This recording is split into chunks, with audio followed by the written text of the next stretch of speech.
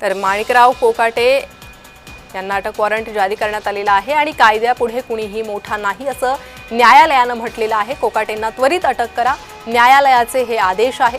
त्यामुळे माणिकराव कोकाटे आता अडचणीत आलेले आहे। माणिकराव कोकाटे सध्या रुग्णालयात दाखल असल्याची माहिती त्यांच्या वकिलांनी दिली आहे आणि या संदर्भात अधिक माहिती देण्यासाठी आपल्यासोबत घटनातज्ञ उल्हास बापटजी जोडले गेले आहे। उल्हास बापट सर, आपलं जय महाराष्ट्र मध्ये स्वागत।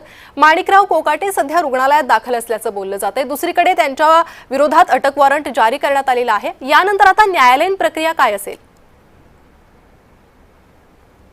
आपल्या राज्यघटनेचं तत्वज्ञान असं आहे की गुन्हेगार लोकांनी विधानसभेमध्ये किंवा लोकसभेत असू नये किंवा मंत्रीपद त्यांना मिळू नये, हे तत्वज्ञान आहे।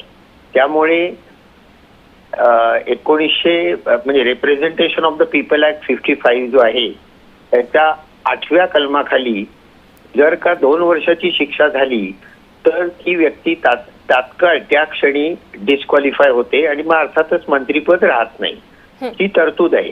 आता याला जर का हायकोर्टाकडनं स्टे मिळाला, कदाचित तो मिळेल असं मला वाटत नाही या केसमध्ये, परंतु समजा मिळाला तर त्यांची आमदारकी वाचू शकते। अदरवाईज हे कायदे वेगवेगळे आहेत, वेगवेगळ्या गुन्ह्यांकरता काहींना 6 महिने शिक्षा झाली तर डिस्क्वालिफाय होतं, काहींना वर्षाचं आहे। तसं इथे 2 वर्षाची जर का झाली कुठल्याही गुन्ह्यामध्ये तर ती व्यक्ती विधानसभेचा मेंबर राहू शकत नाही आणि मग अर्थातच मंत्री पण राहू शकत नाही। आणि ते रुग्णालयात दाखल झाले का आणि कुठे दाखल झाले याला कायद्याला काही महत्व नसतं, रुग्णालयात पण अटक करता येते।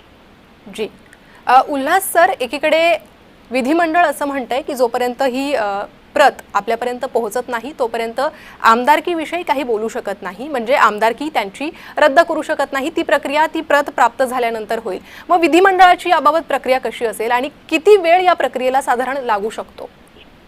नाही, कोर्टाची प्रत मिळाली की त्या क्षणी ते डिस्क्वालिफाय करायला पाहिजेत आणि ते स्पीकरच्या हातात असतं, म्हणजे नार्वेकर साहेबांच्या हातात आहे इथे। आणि आता इथे मी हे बोलायची गरज नाही, मी राजकारणात कधी जात नाही, परंतु विरोधी पक्षाचा नेता आहे का सत्तारूढ पक्षाचा नेता आहे याच्यावर सुद्धा कित्येक गोष्टी ठरतात। आता राहुल गांधींना जेव्हा 2 वर्षाची शिक्षा झाली त्या क्षणी त्यांचं लोकसभेचं सदस्यत्व रद्द करण्यात आलं होतं। आता यांच्या बाबतीत हे सत्तेत आहेत, त्यामुळे कुठे कुठे काळ म्हणजे वेळ काढता येईल हे कदाचित बघितलं जाईल, पण तो सगळा राजकारणाचा भाग आहे। कायद्याचं तुम्ही मला विचारलं तर ते तात्काळ डिस्क्वालिफाय व्हायला पाहिजेत। जी उल्हास सर, एकीकडे आपण आमदारकीबद्दल बोलतोय, त्यांच्या कोकाटेंच्या मंत्रिपदाबद्दल बोलतोय, जर ते वर जात आहेत, उच्च न्यायालयात जात आहेत तर कदाचित ते वाचूही शकतं असं तुम्ही म्हटलात। त्याचप्रमाणे त्यांची अटकही काही काळ स्थगित होऊ शकते का जर ते वरच्या कोर्टात वरच्या न्यायालयात जात असतील तर? ते हायकोर्ट ठरवेल, म्हणजे ते मी आता इथे नाही सांगू शकत। जामीन मिळू शकतो तात्पुरता, म्हणजे अटक तात्पुरती थांबू शकते, स्टे मिळाले तर विषय संपतो, परंतु मला वाटत नाही, कारण ही केस इतकी सरळ आहे की त्याच्यात हायकोर्ट याला स्टे देईल हेच मुळात मला वाटत नाही।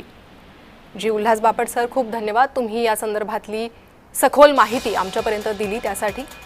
तर माणिकराव कोकाटे यांच्याबद्दल आता पुढे काय कारवाई होते, त्यांना कधीपर्यंत अटक करण्यात येते याकडे लक्ष लागलेलं आहे। लोकप्रतिनिधी कायद्यानुसार त्यांची आमदारकी रद्द होणं आता त्यावर शिक्कामोर्तब झालेलं आहे असंच म्हणता येईल। आता पुढे माणिकराव कोकाटे उच्च न्यायालयात धाव घेतील, त्यानंतर काय निर्णय होतो त्याकडेही लक्ष लागलेलं आहे। सध्या ते रुग्णालयात असल्याची माहिती आहे आणि या संदर्भात अधिक चर्चा करण्यासाठी आपल्यासोबत कायदेतज्ञ असीम सरोदेजी देखील जोडले गेले आहे। असीम सरोदे सर, जय महाराष्ट्र मध्ये आपलं स्वागत। कसं पाहतायत या सगळ्या प्रकरणाकडे आणि काय होऊ शकतं पुढे माणिकराव कोकाटेंच्या मंत्रिपदासंदर्भात, आमदारकी संदर्भात? कायदा आता अत्यंत स्पष्ट करण्यात आलेला आहे, कारण की जे आमदार असतात, लोकप्रतिनिधी असतात, मंत्री असतात, त्यांच्याजवळ भरपूर संपत्ती आजकाल असते, त्यामुळे ते काय करतात की एखादी शिक्षा लागल्यावर त्याच्यावर अपील करतात। मग सगळ्यांना सांगतात की अपील केलेलं आहे, अपील केलेलं असल्यामुळे तोपर्यंत मला न्याय मिळाला नाही असं समजून माझ्यावर कारवाई कोणती होऊ नये।